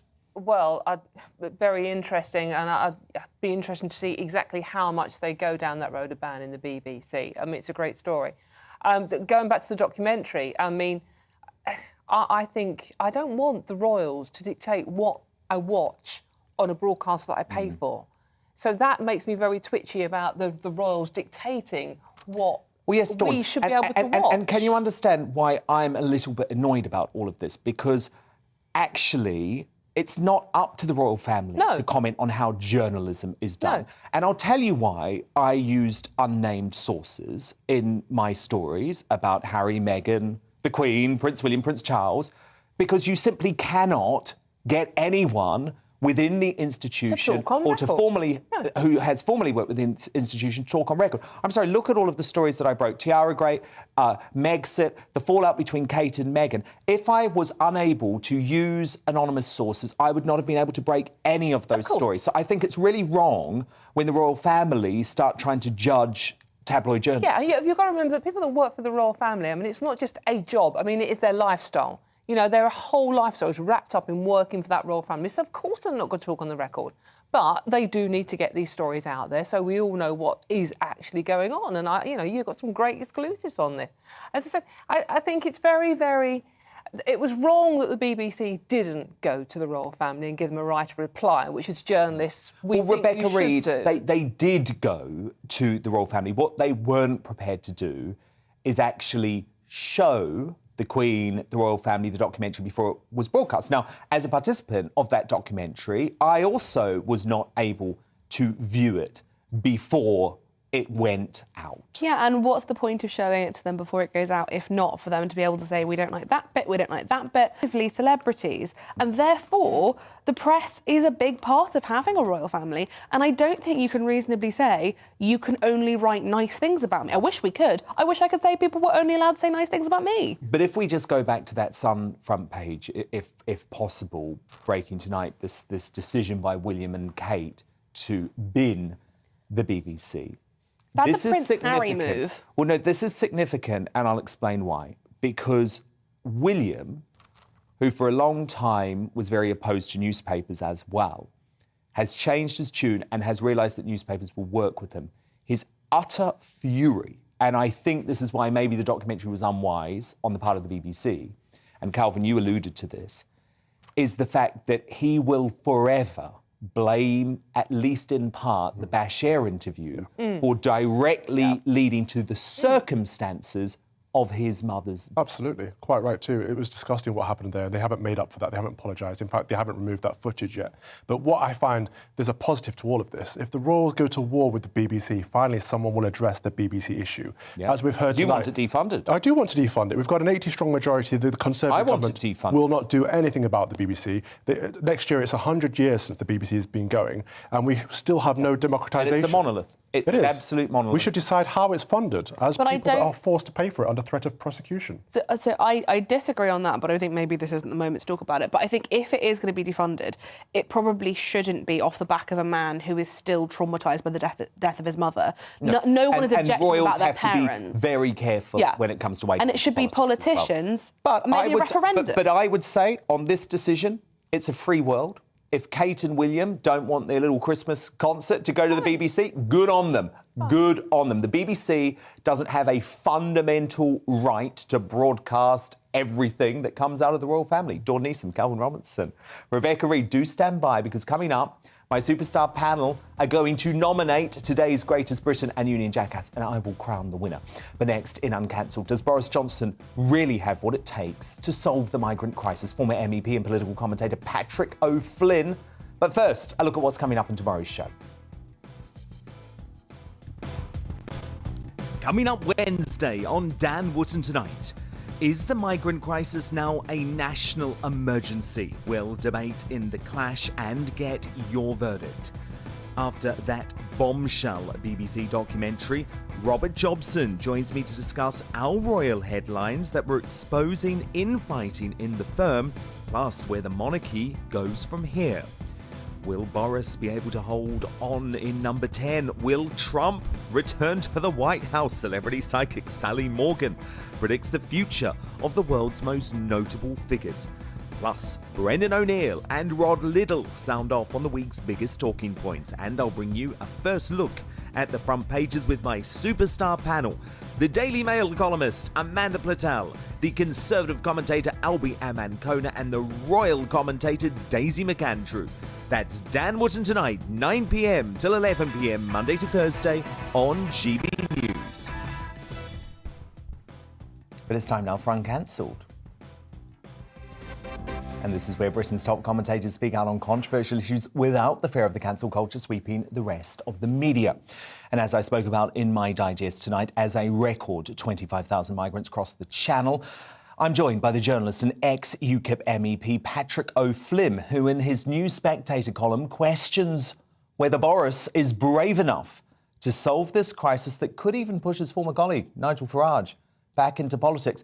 Patrick, it's great to see you. This was a brilliant column, and you're very much on the same page as me, I think, which is that really the government only has one solution now, they have to set up offshore processing if they want to have any hope of getting a handle on this crisis.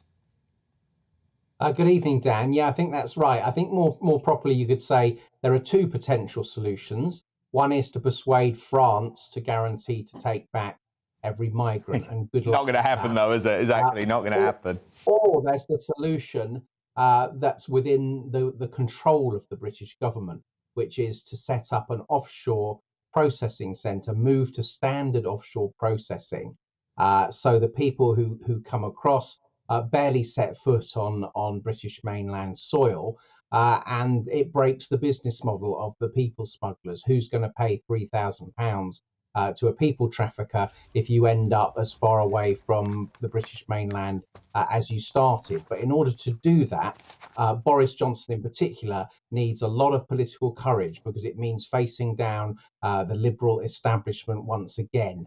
And I rather doubt that he's either got that courage or presently got the grasp of the detail that he would need. But Patrick, I had Nigel Farage on earlier. He's saying if it comes down to it, he would consider going back on the front line of British politics to give Boris that kick up the backside he needs to sort this out. I mean, that's not going to be ignored in Number 10, is it? No, I think they are terrified of a rampant Nigel Farage back in politics. To be honest, they're scared enough of him in his present incarnation on GBNews, where he's obviously been pushing this story since joining the channel. Yep. And by the way, great congratulations to GBNews for everyone making this a story, because it reflects the views of the British people, and we've seen most of the other media organisations ignore it, particularly most of the other broadcasters. They can't do that now, and the latest YouGov issues tracker, for instance, shows that among Conservative-leaning or Leave voters, this issue is now the red-hot number one issue of the moment. But as I say, it needs the Prime Minister to grasp this. Now, for instance, we're told that a few months ago, they had a sort of recce of Ascension Island as a potential offshore processing centre, but said it wasn't practical. This was the Home Office. Now, who thinks Boris Johnson, if questioned on that by a journalist tomorrow, would be able to explain why it was deemed impractical, would know the detail, would know whether you basically had Guardian reading Home Office officials pulling the wool over his eyes, or whether there was a genuine block on that? I don't believe he would. And I think on this issue, above all others, you've got to be across the detail. You've got to know that perhaps you've got to rip up a few international conventions, the 1951 Refugee Convention, the jurisdiction of the European Court of Human Rights potentially changes to the Human Rights Act. There's a more recent UN Migration Compact too. Now, he should be across the detail. Which of those international arrangements need changing? Is he going to back Priti Patel, the much maligned Priti Patel, who's overpromised and under-delivered for nearly 2 years now? Or isn't he going to back her? Because all these other policies, the idea of pushing back tiny dinghies in the world's busiest shipping lane, or somehow paying France money to stop the migrants travelling, or appointing a clandestine channel threat commander who's so clandestine we never see him. None of this other stuff is going to work. The question is for the Prime Minister, are you brave enough to move to offshore processing? Of course. And when Australia was brave enough, Patrick, and it was controversial, and the lefties didn't like it, but when Australia was brave enough to move to offshore processing, initially in Papua New Guinea, later to Nauru, it literally stopped the boats. I mean, literally, within 2 years, there were no boats. We've got to do it. Absolutely. And we've got to do it, and it saved many lives, of course. Yes, it did. That much bigger crossing that was going on, and we know lives are being lost. So when people say, "Oh, it's going to cost a lot of money to house, say, migrants in South Georgia or part of the Falklands or wherever we might choose," well, it won't. We'll only need a couple of plane loads, and the message will go back down the line, and nobody will pay the people smugglers anymore. It will stop it stone dead in its tracks. But the British people have been palmed off for long enough. I think this is becoming an existential issue for the Conservatives. It is. I I think it's a national emergency if now. Nigel It's a came national back, emergency. they'd be in trouble. Yep, and it's a national emergency. We will keep talking about it, of course, on GB News, as we have been doing since launch. Patrick O'Flynn, thank you for being uncancelled tonight. We'll speak to you again soon. But time now to reveal today's Greatest Britain and Union Jackass. My superstar panel here to nominate Dawn Neeson, Calvin Robinson, Rebecca Reid. Calvin, your Greatest Britain nomination. Greatest Britain is J.K. Rowling because she's pro-LGBT, she's pro-choice, she's pro-sex-based rights, and they've tried to cancel her for that. Harry Potter cast are having a reunion without them, even though she made them. It's disgusting. She's being cancelled for sticking up for people's rights. And Rebecca Reid, I believe your Greatest Britain related in some way? Yeah, so I've taken a sideways view on largely a similar, in the time we've got, view, which is the Scottish police, which is weird because I don't say nice things about the police that often. But they, by all accounts, did a really great job taking this photo down when she was doxxed online. And whatever you think about trans rights and whatever you think about J.K. Rowling, doxing is where you share people's address online without their consent. It's wrong. It doesn't matter who does it. It doesn't matter who you do it to. It's always wrong. Completely. Dawn Neeson, your Greatest Britain. Well, technically it's not actually British, it's French, but I'm going with it. I know, oh, sorry. It's David Ginola, who is currently starring in I'm a Celebrity, set in a castle in Wales, and I'm nominating him because he's actually fairly easy on the eye for all of us from a certain age, and possibly because he's one of the few Frenchmen not currently helping dinghy-wielding migrants cross the Channel. Gets my vote. Dawn, are you just sexualising a poor man for how they look? Well, you never complained before, Dan. Well, look, Dawn, you're not going to win tonight. Actually, I've never done this before, but a joint winner, Calvin and Rebecca Reid, because it's a similar theme, isn't it? Both J.K. I would high-five Rowling you, but we're in boxes. and the Scottish police, Greatest Britain, for dealing with that terrible situation. Let's move on to my favourite part of the show now. Dawn, who's your nominee for today's Union Jackass? Right, OK. Every celebrity that was in the audience at the Adele concert. Oh, I know. In particular, Emma Thompson, who was doing very bad auntie dancing, which I can do as well, by the way. And, you know, I mean, Adele... I think we've got some of that, maybe. Yeah. And Dawn, they were so sycophantic. But this is the point I was about to make. Yeah, stop interrupting, Dan. It's not my show. You know, Adele's lost so much weight. It's stunning how many sycophantic celebrities she's still got up her bum. I know, but Dawn, it's like, this is why you don't ask celebrities to interview celebrities, because they were like, who's your greatest inspiration? Oh. Who's your hero? You know, why do we love you so much? No, ask her the juice. How did you lose the weight? Are you still speaking to your hubby? Why have you put this weird song from your son on the album? That's what I want to hear. Exactly. Calvin Robinson, your Union Jackass nominee. Mine is Sajid Javid MP, because first of all, he said to someone who was questioning the NHS, he said, so what? Show some respect to the NHS. And then he comes out this week and says the NHS might be institutionally racist because COVID-19 disproportionately affects ethnic minorities, which has been debunked by his own Equalities Minister. So I don't know what he's on about there. Rebecca Reid, your nominee for Union Jackass. Mine's the people who organised the Brit Awards. It's probably quite a lot of people, because they've decided to make it gender neutral, which means removing the male and female categories, which I think, I have this hunch, will inevitably end up meaning something bad for women. I just feel like when they take the word woman out of things, it usually means something bad. Well, Rebecca Reid, I'm actually with you on this. You're a double winner tonight because that is clearly today's Union Jackass, the Brit Awards. I actually crunched the numbers on this for my Mail Online column yesterday, and you're completely right. Do you know, only 2 times in the 41 Brit Awards has there ever been a female member of the best group, for example. When it comes to best album, only 25% of winners have ever been female. This is a disgusting erasing of gender and sex, and you're right, it's going to do real damage to female artists, and I think it's completely wrong. And the Brit Awards, by going woke, have actually done a disservice to our brilliant female singers who are not going to have that chance for the big exposure now. So Rebecca Reid, thank you so much, author. Calvin Robinson, Conservative commentator, and Daily Star columnist Dawn Neeson, my fabulous superstar panel tonight. Thank you too for your company. Of course, I'm back tomorrow night at 9 p.m. Headliners is next, though. Have a very good night. Bye-bye. It's time to remind ourselves there's always another winter. Canary Islands sponsors the weather. Hello again. There'll be some rain moving south into northwestern parts of the UK overnight. Otherwise, a lot of dry weather.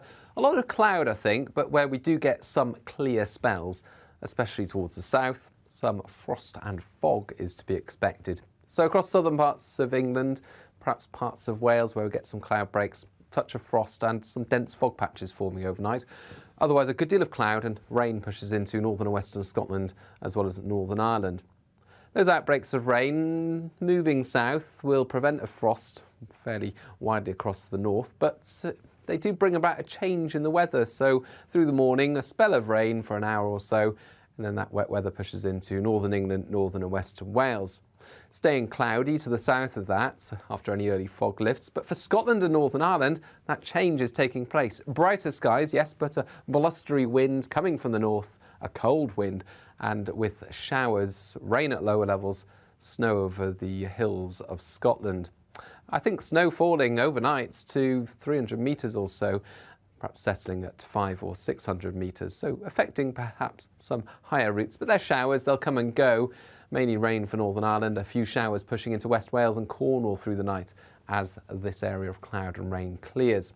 A touch of frost then with clear skies through the night, and actually behind this cold front the air is turning colder. It's coming from the north, and as a result Thursday will be a bit chilly.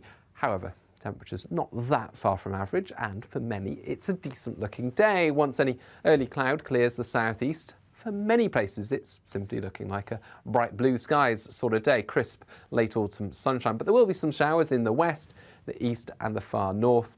And again, those showers falling as snow over the higher ground of Scotland. But by Friday and Saturday, the weather turns windier, wetter and colder. Canary Islands sponsors the weather.